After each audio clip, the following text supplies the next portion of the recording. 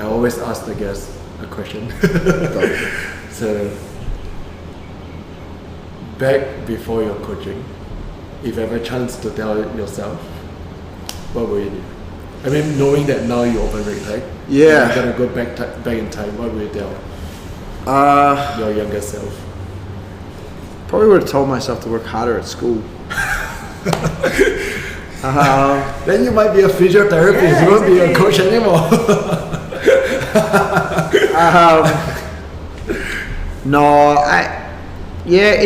It's a tough one, right? Like honestly, and this is going to sound a bit soppy, but it's just the first thing that popped into my head.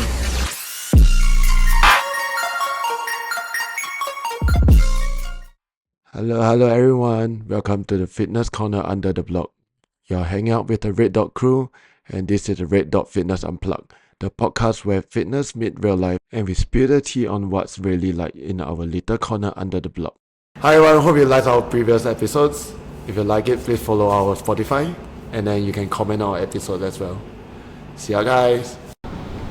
Is the challenge from shifting being a competitor and juggling being a head coach, like how do you go juggle both sides? Yeah, so I call this luck actually. Let's call it luck. It doesn't sound lucky, but I think it was a luck struggle. So when I first moved to Singapore, I was very much in the athlete mindset. Okay. I would say even potentially athlete first, coach second kind of mindset, right? Yep. Where I was training twice a day, beating myself up, and honestly, like I'd be finishing training sessions at 5:20 and then having to coach at 5:30 kind of style. Right. You know what I mean? Yep. Turning up with sweat dripping down my head, and I was, even though I think I was still a good coach, I still had this idea that I was my own priority, if that makes sense, in the training I was doing. Yep. And then, thankfully, I tore my psoas, right, which is not a very common injury. I tore my psoas, and it was about a 9-month injury. Oh. Yeah. So it was a big one. This is going back maybe almost 8 years ago now. Okay. So I tore my psoas, and honestly, it was one of the best things that ever happened to me. It sort of helped me reevaluate what I found was important, and sort of realized then that as much as I enjoy competing, and I always will enjoy, I'm quite a competitive person by nature. I will always enjoy the competition side of the sport. I realized that like an athlete's lifespan is short, right? And it helped me realize that I actually can have a lot more impact being the coach that I could be, rather than trying to be this athlete that I thought I should be. And that change of mindset made it a lot easier for me, and I've been lucky enough to still continue to compete post that, but it's become much less of the priority, and the coaching really took over, and then being able to sort of continue that down the road, where to the point now, if I never competed again, I would be okay. Okay. But that doesn't mean I won't compete again. Yeah. So I would be okay with never competing again, but I still think there is enough that I will compete again at some point. Yeah. So it's like a blessing in disguise, you know? Yeah, it was. At the time, obviously, I couldn't put socks on and sit on a toilet and stuff like that. You can't flex your hip at all, and it was pretty painful. You can ask my wife; she had to deal with me. But it was one of those things where that break from training was actually, it was quite a blessing in the end, and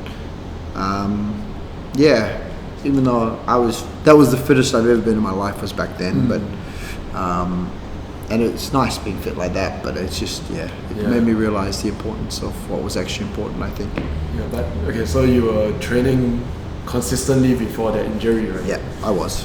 And I guess most competitor or all competitors will feel that way, whereby once you get injured, then there's the rehab phase whereby you say it's 9 months. I'm pretty sure the amount of self-talking, mental health, yeah. gonna get wrecked, and then you feeling lousy in a way.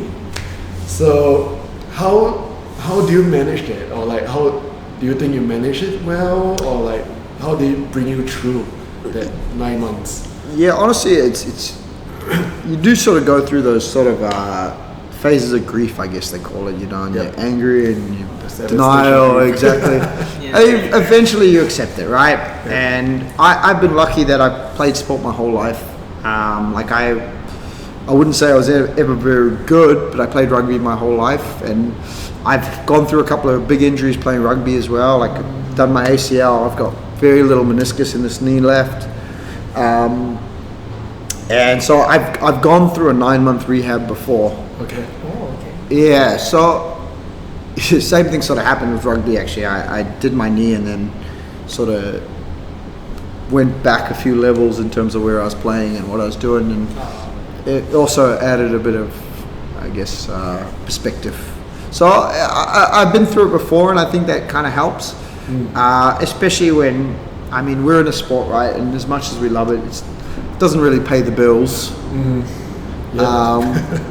And so, I mean, you kind of, you just sort of realize, like, is it worth me spending 5 hours a day trying to train and then having to eat around that and having no energy when I go home to hang out with my wife and all this kind of stuff, right? So it did take me a little while. There was obviously some sadness and anger, and then after a while you sort of realize, you know what's actually important to me, and is this really gonna be the end of me? And you kind of realize, no, it's okay.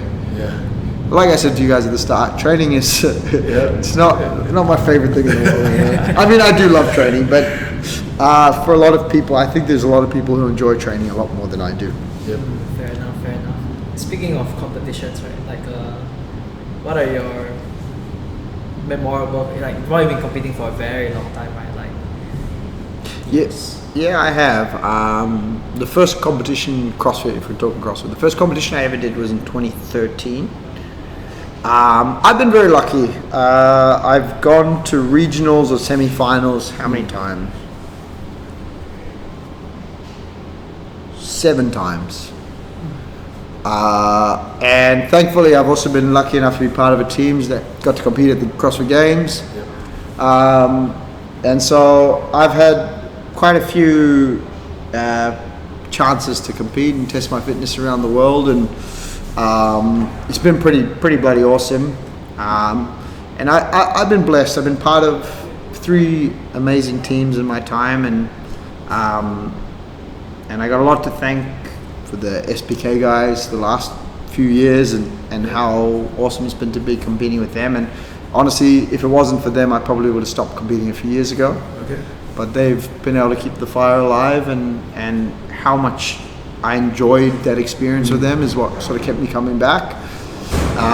So yeah, I will never be an individual athlete though. I realized this very early. I'm not an individual athlete. Even at my fittest, it's just it's not enough. It just I mean, not even so much from that angle. I mean, yes, that angle too, but just more the fact that I found that, I mean, playing rugby my whole life and being involved in team sports, the motivation to not let someone else down is so much greater than it is to let yourself down. When you're competing by yourself and things get hard, it's very easy to be like, okay, well, this is getting pretty tough now. Let's take a back seat because no one else, it doesn't affect anyone else. But when you're in that team dynamic and you know you're starting to struggle and you can see the rest of your team is still going strong, the last thing you want to do is be the one that stops. So that part of things and is just it sort of keeps you going. And so yeah, when it comes to competing, I'm definitely on the team side of things, and like I said, I've been involved in some really good teams and some really fun teams, and that also adds to that. And yeah, you have a few moments every now and then, but I mean, that's happens. I mean, when people come along, they definitely have this kind of.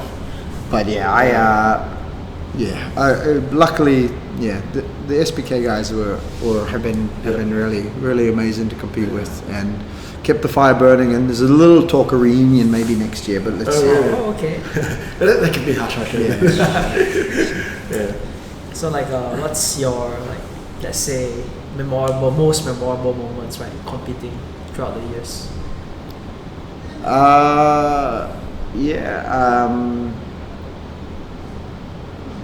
Getting to stand on the podium at regionals was pretty cool. Was it Asia or is it like... No, this is Australasia. Okay. This is Oceania. We got to do a couple of times. It's pretty cool when someone comes and puts the medal around your neck. Yep. Getting to go to the games was pretty crazy. That was a really cool experience. I will say this though. One of the things just how insane the athletes at the games are. Yep. I was in this heat. I was in a heat and I hit, and I don't mean to say this to try and boast, but I hit a 295-pound clean and jerk, which I was quite happy with at the time. In the same heat, someone was trying a 405. This is what I mean. I was over the moon at what I hit, and I thought it was a good weight. And then you look over, and there's a guy in the same heat doing 405, more than 100 pounds more than you. So just the level at the games, we were just they were just monsters. We were fit, but we were too small and too weak, and we just got overwhelmed by some of the weight at the games, which was quite crazy. But there was a couple of cool moments there. I got a cool video of us running out into the Coliseum. Oh, nice. Because funnily enough, the first event was a run-swim event. Okay. Just running and swimming, right up our team's alley, and we got second. We should have won, actually, but we got passed right at the end by JST, this team from the UK. Okay. And so because we got second, we got put in the last heat. Yep. So for the second event, we got to run out in the Coliseum in the top heat, and I got to compete with Rich Froning, was right next to me. That's nice. With Mayhem? Yeah, Mayhem was on one side, and we had... Which year was this? 2017. Okay. So we had Mayhem on one side, and we had like Invictus on the other side, and the event was a sort of a Manda style workout, so snatching and muscle ups, and it was honestly that was insane. Right up there alley. Yeah.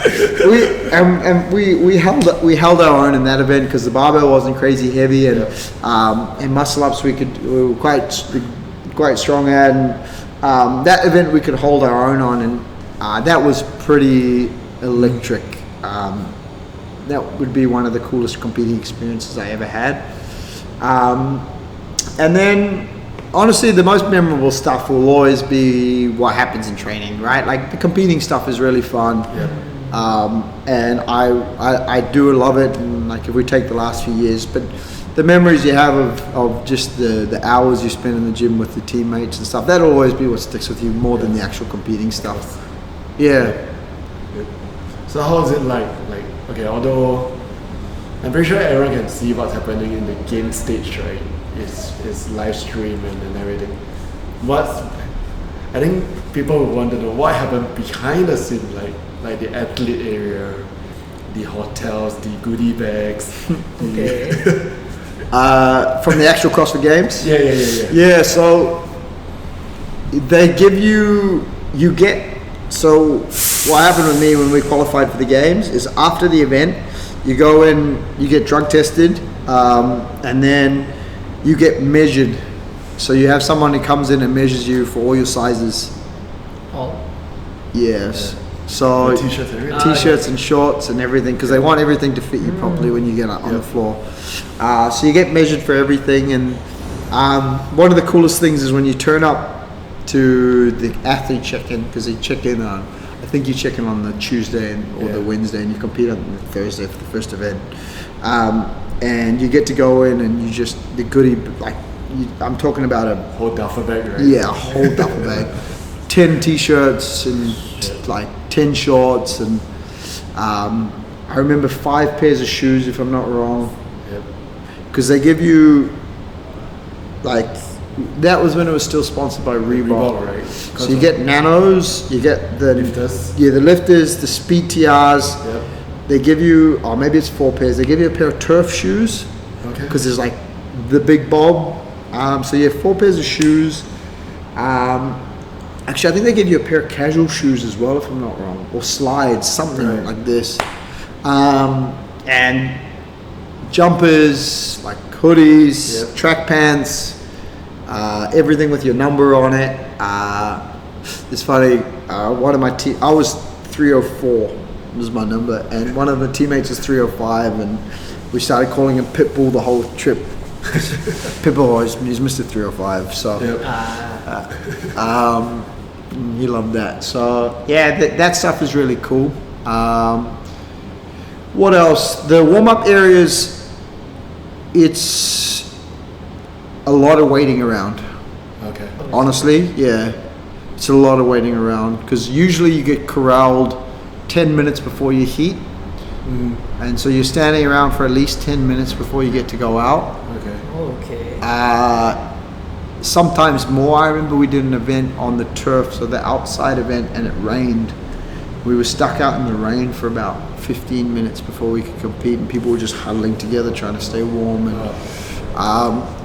so things like that. Honestly, which makes it, when you get there, it makes it even more impressive what you see those athletes do, because they don't have, like, the warm-up area is very well equipped, I will say that. You can get everything you need, but there's such a precise timing that goes into those competitive athletes, and to bring that out onto the floor, especially in front of the crowds, and to not be overwhelmed by what's happening around you, it's really quite impressive. Which I guess is why you see so many, like, often people when they go for their rookie years, they don't usually do very well and that kind of stuff. But yeah, it's pretty phenomenal. I was lucky that for somehow one of the people that we were with was good friends with the guys in Reebok, and we got to go to a pretty cool after party as well. I got to meet Castro and some of those other people, and got to meet a lot of the athletes, and that side of things was really cool. But yeah, the actual competing is hard. I mean, I think we did 10 events. Yeah. And like, I was broken, and not just broken like physically, mentally broken as well. So like, I came home from the games and I quit my job after a month because I was just so worn down. And Right. And Castro is famous for throwing curveballs. yeah. So I mean, a lot of the events you have no idea until you get there. Yeah. Oh, like they don't like pre-show you. Oh, okay. You get a briefing either the morning of, Yep. because like even sometimes you won't know what the workout is until the next, like the day you're competing, you won't know what workout you're doing until that day. So coming up with strategy, all this kind of stuff is, and when I competed at the games, it was teams of 6 as well. So there was a more dynamics, personal dynamics that you had to navigate as well. So 4 people teams is a lot nicer. To, especially when you get a lot of curveballs and you just are physically getting beaten up every day. What curveballs did you throw when you guys were there? I am trying to remember I can't remember exact curveballs, but I can still distinctly remember which is the worst workout I've ever done. Was at the games that year. So for some, actually, you asked for a curveball. You know what the curveball they gave us? They gave us a heavy worm the whole weekend. Oh. So I don't know if you guys have used the worm before. Yep. Yeah. So the usual worm is bad enough. And then for this particular games, we only used a heavier worm. Okay. And that was horrendous. But the worst workout we had, this rowing worm squat workout. Just rowing, 6 of us on a rower at a time. And once the last person finishes, I can't remember the exact distance. I can find it online somewhere. But once you finish the row, I think it was like 600 meters or something, or 650. It was this like weird kind of Weird number. yeah, not like The standard. yeah, not like super long and not short. So you were kind of trying to push the pace, but it was longer than you usually push the pace for. So it got really uncomfortable, and then the front squats got so bad that one of our team members actually collapsed under the worm at one point, like just couldn't get himself up off the floor, like out of the bottom of his squat, and just, that workout was honestly the most horrendous thing I've ever done. And again, just because in that team dynamic, if someone's still going, you're trying your best to hold on, and then the road pace was done by yourself, like you couldn't see what everyone else was doing, so you didn't know how hard everyone was going, and honestly that was one of the most painful workouts. There's a few that I will always stick with me of the worst workouts I've ever done, and that was one of them. Do you think about it when you shower? The nightmares probably stopped 2 years ago, thankfully. Okay. But think about it, since you're talking about worst workout, and we know that you do like the 24 hours move, Yep. right? For regular people, So you're that guy. You're that guy. so for regular people, one move is bad enough, right? So what made you want to do a 24-hour move? Yeah, so actually the whole Murph story, how it all started, during COVID, like when we were in the midst of COVID, obviously it was tough to keep your community together and trying to find ways to keep people sort of engaged. So one thing that I started was every Thursday we started this thing called Murph Day Thursday. And basically I would just come up with some variation of Murph, and I'd put it online, and it ended up being that people would sort of do it alongside me, and I had a bunch of people that would just do it as a way to sort of just give some people something to do on a Thursday every week while they were stuck at home. And the last week of COVID, before what was meant to be the last, should I say, because we continued lots of stuff after that. Like there were so many circuit breakers and stuff after that. But what was meant to be the last week of COVID, before they sort of started to let people out of their houses again, we did a Murph Day Thursday that was a fundraiser. And the fundraiser I tried to do was for migrant workers that were stuck, right? And so what I did was I said, I can't remember the dollar amount I said, but it was, let's call it, say, $5. I will donate $5 for every person who does this workout with me and post about it online. And what happened was I ended up getting maybe 150 people did it. But I was very lucky because I had maybe 20 people on top of that message me and say, hey, whatever you donate, we'll match. And we ended up raising quite a lot of money actually. But that was sort of this Murph thing that happened, and its first iteration as a fundraiser. So how the 24-hour suicide prevention came about is one of my wife's colleagues was a guy I knew and my wife was quite close with. He was an expat American guy, and he committed suicide just after COVID. And it hit me quite hard because it sort of just made me realize that a lot of people had been struggling a lot throughout that period, and I didn't know who I could talk to about it, or thankfully I wasn't in the same position he was, but I didn't know who to turn to, even myself, and it made me realize that most people probably don't know who they can turn to, or who they have in their lives that would help them in these situations. And so I wanted to do something that would help people realize that they weren't alone in this, and that actually people cared about them, and there was people out there that would help you. And so I wanted to do 24 hours as the idea that, you know, like mental health is not something that just happens for an hour of your life. You know, it's a 24-hour thing that you have to learn to sort of cope with and try and find help with.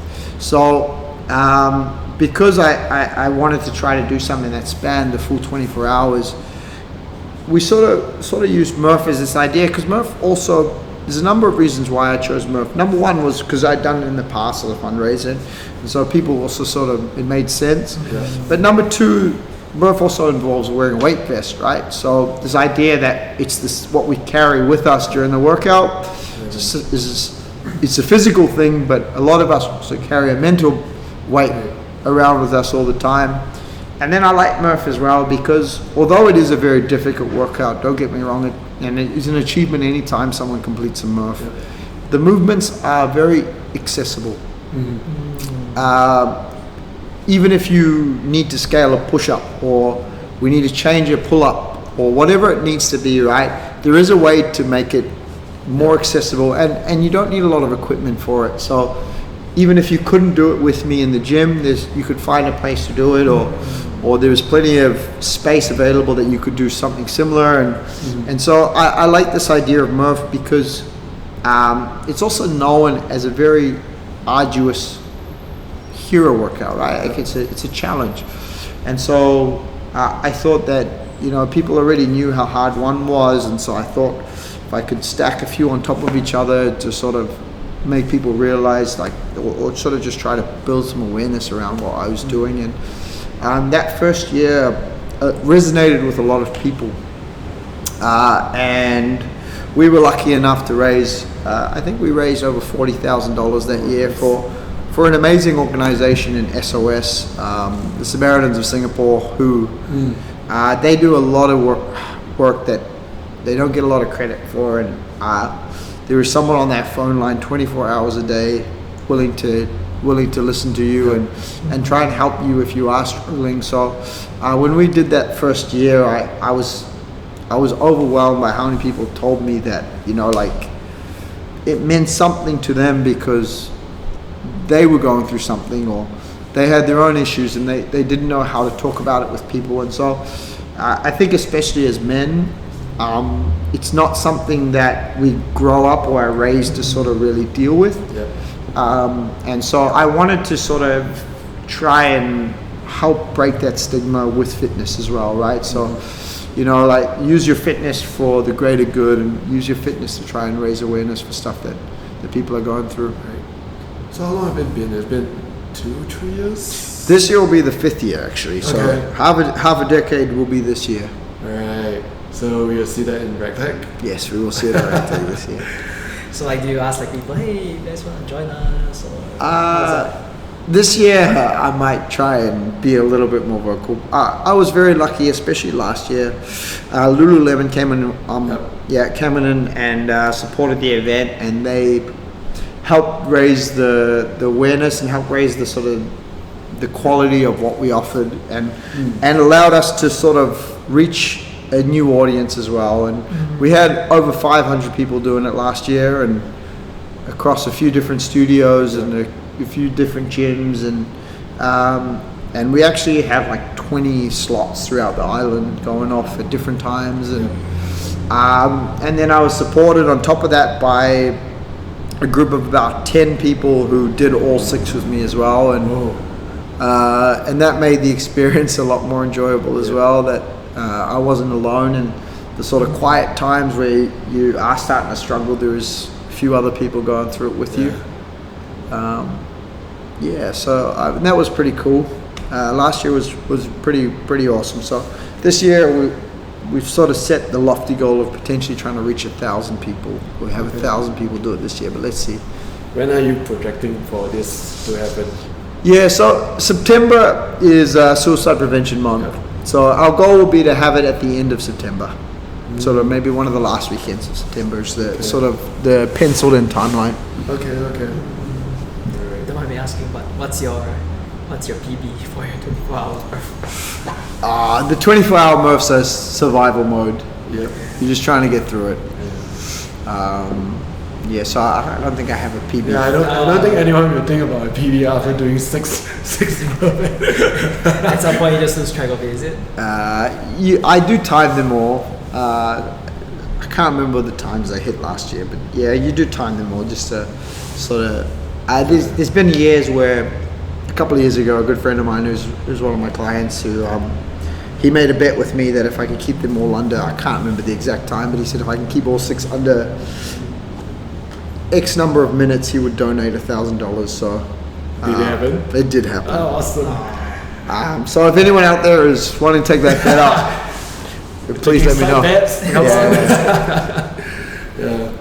But actually, a lot of your actions actually fall back to community. Yes. Right? So it says being in a team, not letting people down, and now you're a head coach as well. I'm pretty sure you have a persona or have a deep down inside you, like, I would not want to let my coaches down as well. That kind Yeah. of stuff. Yeah. You're right. I think at least for me personally, I'm like, other than when I was being a bit selfish with my own fitness, you sort of always have this goal that fitness should be more than just about yourself, right? And actually, fitness is a very powerful thing, and we've all seen it and how it impacts people's lives and what it can do for communities and everything. And so, yeah, I guess you're right. It just always comes back to trying to use your fitness or have fitness be an instigator for change or whatever it might be, and just sort of try to have more of an effect on the people around you. Yeah. So in terms of ragtag, what do you vision it like next 1 year? Okay, we don't push it too far. Yeah. Next 1 year. Yeah.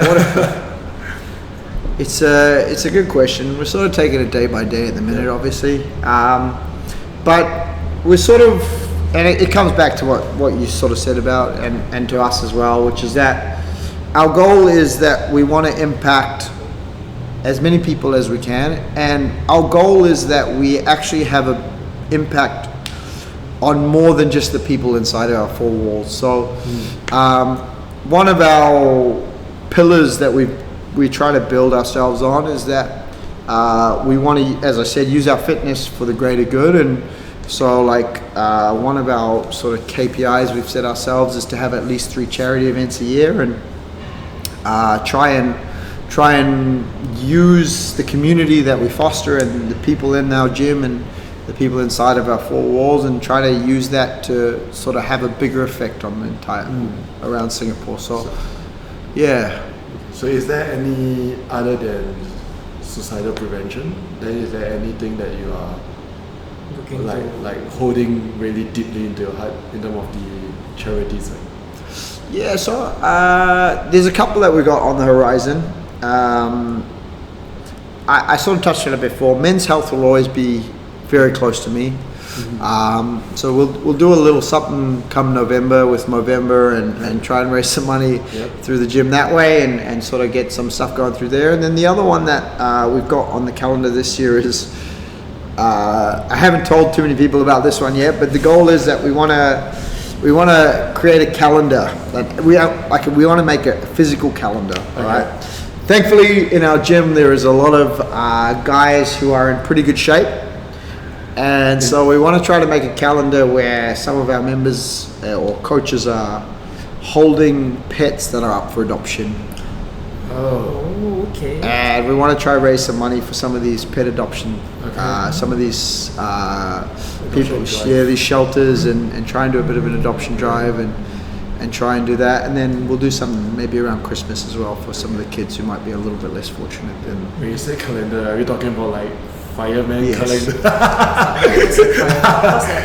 Exactly like that. Okay. But instead of them holding a hose, they're going to be holding a puppy or a dog or a cat.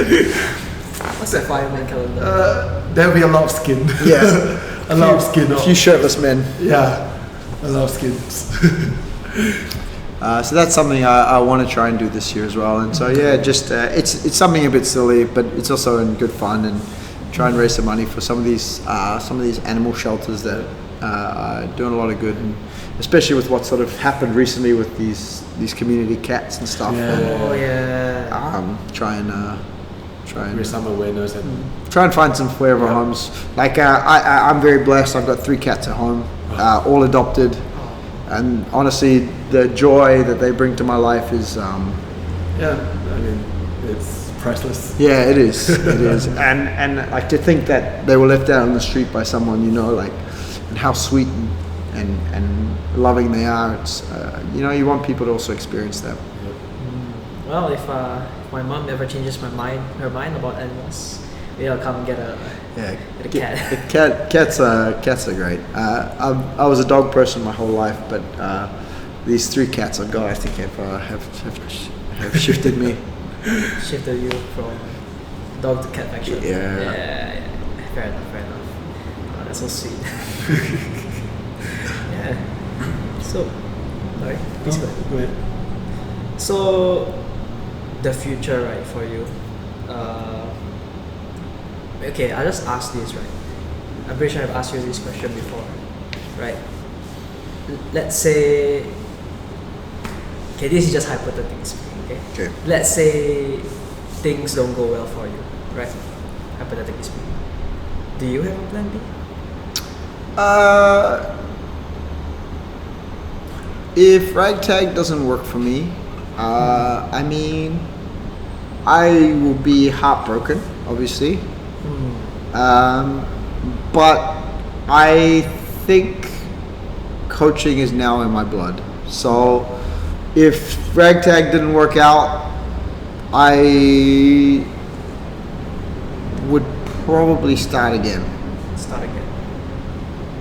Yeah, but actually, based on our conversation, I don't think there's other route that is unless you go into counseling or Yeah. So I think I'll always work with people. Honestly, if it all ended and I couldn't run a gym anymore, I would probably do something with my wife. My wife's a chiropractor, and then we'd probably start some sort of rehabilitation clinic, something like that. And if I did the exercise side of that and do a little bit of soft tissue work and that kind of stuff, and she does the proper treatment stuff, and that would probably be how it would turn out. But at the moment, my passion is very much in coaching. So Fair enough. I asked him the same question a while back, and like, yeah.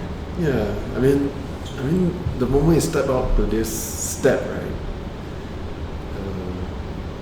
Layman term is there's no plan B, because you still be in coaching, no matter what. I think so. It would always have some element of coaching. Yeah. Fair enough. Yeah, it's just asking because, like, you know, usually this endeavor is kind of like a leap of faith. You know? Yeah, of course it is. Leap of faith. No business is ever guaranteed, and no job is even guaranteed. You know, so you never know what's around the corner. You really don't, and so you never know. But I think, at the moment, this is all my eggs are in this basket. I mean, that's how it's supposed to be. That's how it's supposed to be. Yeah. Fair. Yeah, because I couldn't imagine, like, maybe because of, you know, at this age, like going all in on something like that for your passion is. How old are you guys, by the way? How old do you think? How old do I? This is not a game. Okay, I'm 22. 22. Yeah. Okay, so you're still a kid. Yeah. I'm 38. 38. Yeah. So you're a bit closer to my age. Yeah. Well, I'm closer to your age because I just turned 35 this year. So, So to start at 35, I think I have the energy to do it now. If I waited too much longer, maybe the energy and. Yeah, because it does take a toll. Yeah, for sure, man. Physically, mentally, because everyone, I mean, for people who never tried starting a business before, they think, oh, it's nice to be a boss. You don't do much. No, you do so much more. Yeah, so you don't do 8 to 5, but we do like almost 20 hours. Yeah, I mean, right? Just yesterday, for instance, I was there for 14 hours at the gym yesterday. Yeah. And you once you lock up, there's still something going on. Yeah, it's not done yet. Yeah, it's not done. Like, we're gonna prep for tomorrow. We're gonna make it better. These are like constant. Yeah, especially the events you have like planned for the year. Yeah, There's a lot of back end work that goes to that. Yeah, thankfully, again, it's not just me. I have like I said, I have got a great team around me, and Yep. very much a lot of what happens is not just my doing. So Fair enough. Okay, so Aidan, how long have you been in Singapore? 7 years last month actually. So yeah, 7 years, Okay. just over 7 years. Yeah. So that make you human a bit. So in terms of Singapore, what do you like about it? Like, There's a lot to like about Singapore, honestly. I mean, I've been here 7 years, right? So I think I have got to experience a lot of it. yep.